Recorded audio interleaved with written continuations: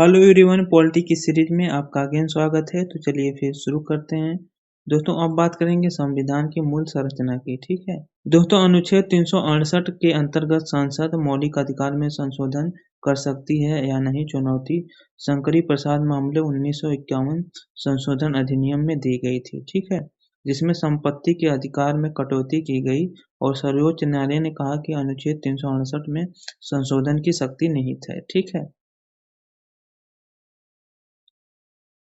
लेकिन गोलकनाथ मामला 1967 में सर्वोच्च न्यायालय ने कहा कि मूल अधिकार में कटौती नहीं की जा सकती है और इसी प्रतिक्रिया में संसद ने 24वां संशोधन अधिनियम 1971 पारित किया और अनुच्छेद 13 तथा 368 में संशोधन कर दिया, जिसमें मौलिक अधिकारों को सीमित करने या वापस लेने की शक्ति निहित थी। फिर इसके बाद केशवानंद भारती मामला 1973 में सर्वोच्च न्यायालय ने संसद के इस संशोधन को बाहर रखा, लेकिन कहा कि संसद संशोधन कर सकती है, लेकिन मूल ढांचे में कोई संशोधन नहीं किया जा सकता है।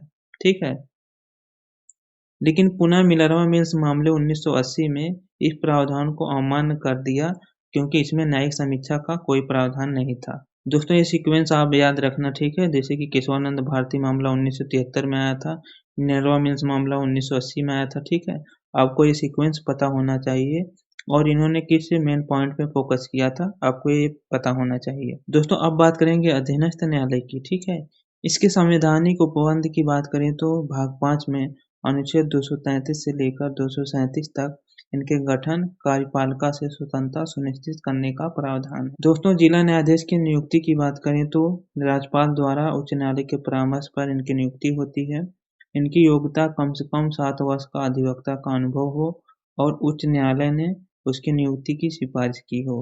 इसके अलावा केंद्र या राज्य सरकार में किसी सरकारी सेवा में कार्यरत ना हो। ठीक, वहीं अन्य न्यायाधीशों की नियुक्ति की बात करें तो राज्यपाल जिला न्यायाधीशों से विभिन्न व्यक्तियों को भी न्यायिक सेवा में नियुक्त कर सकता है, किंतु राज्य लोक सेवा आयोग और उच्च न्यायालय के परामर्श के बाद ही ऐसा किया जा सकता है।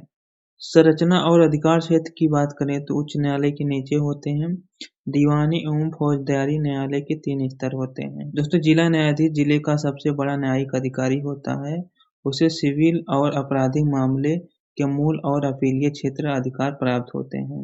वह जिला न्यायाधीश या सत्र न्यायाधीश भी होता है। जब वह दीवानी मामले की सुनवाई करता है तो उसे जिला न्यायाधीश कहा जाता है, लेकिन जब वह फौजदारी मामले की सुनवाई करता है तो उसे सत्र न्यायाधीश कहा जाता है। ठीक है, ये डिफरेंस आपको पता होना चाहिए। इसके अलावा जिला न्यायाधीश को न्यायिक एवं प्रशासनिक दोनों शक्तियां प्राप्त होती है। इसके विरुद्ध उच्चतम न्यायालय में ही अपील की जा सकती है। जिला न्यायाधीश को किसी अपराधी को उम्र कैद से लेकर मृत्युदंड देने तक का अधिकार होता है, लेकिन अनुमोदन उच्च न्यायालय का होना चाहिए। वहीं राष्ट्रीय कानूनी सेवा प्राधिकरण की बात करें तो भारत के संविधान में अनुच्छेद 39A में समाज के कमजोर वर्गों के लिए निःशुल्क कानूनी सहायता का प्रावधान है। ठीक है दोस्तों, इसे नालसा भी कहा जाता है। ठीक है, आपको पता होगा।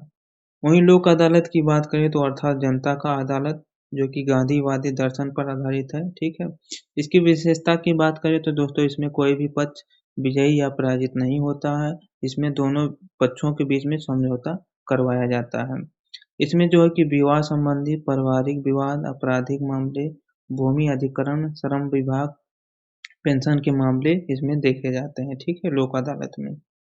वहीं स्थायी लोक अदालत की बात करें तो यहाँ समाज के गरीब कमजोर वर्गों के लिए प्रावधान है। ठीक है, इसमें एक अध्यक्ष या सभापति होता है जो कि जिला न्यायाधीश या अतिरिक्त जिला न्यायाधीश रहा हो। ठीक है, 2 अन्य सदस्य होते हैं जिन्हें सार्वजनिक सेवा का ज्ञान हो।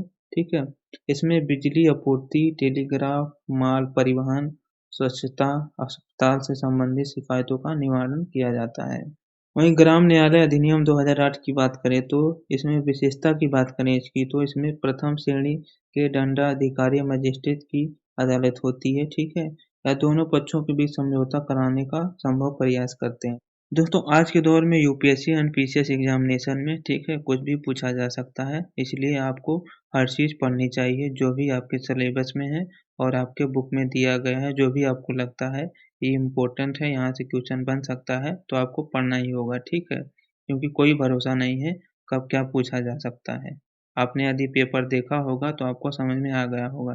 तो कैसी लगी दोस्तों वीडियो कमेंट करके बताएं। मिलते हैं नेक्स्ट वाली वीडियो में। धन्यवाद।